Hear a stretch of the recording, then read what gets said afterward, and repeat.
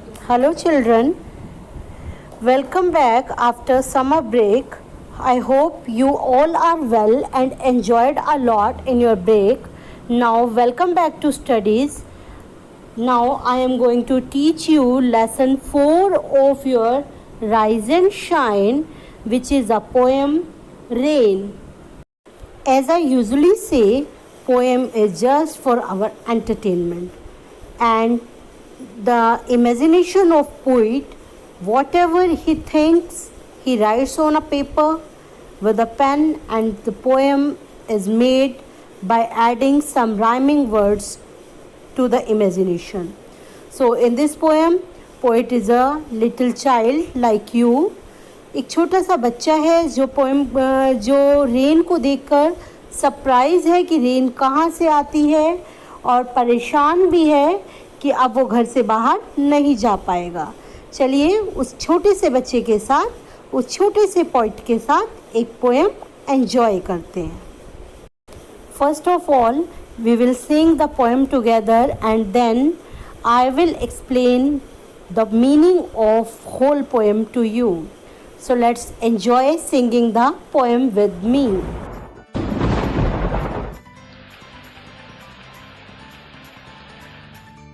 Oh, where do you come from, you little drops of rain?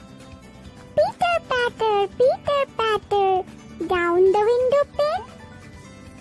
They won't let me walk, and they won't let me play, and they won't let me go out of doors all today.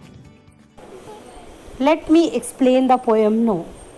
Oh, where do you come from, you little drops of rain? तुम छोटी छोटी बारिश की बूंदों, तुम आती कहाँ से हो? पिटर पैटर डाउन द विंडो पेन. जब बारिश की बूंदें आती हैं तो जो साउंड होती है, रेन की जो साउंड होती है, उसको बोलते हैं पिटर पैटर. पिटर पैटर की साउंड हम अपने हैंड से ऐसे निकाल सकते हैं.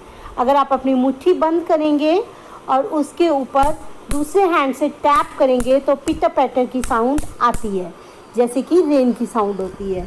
तो पोइट कह रहा है कि पिटर पैटर डाउन द विंडो पेन, और खिड़की के शीशे पर तुम्हारी टप टप की आवाज़ सुनाई देती है.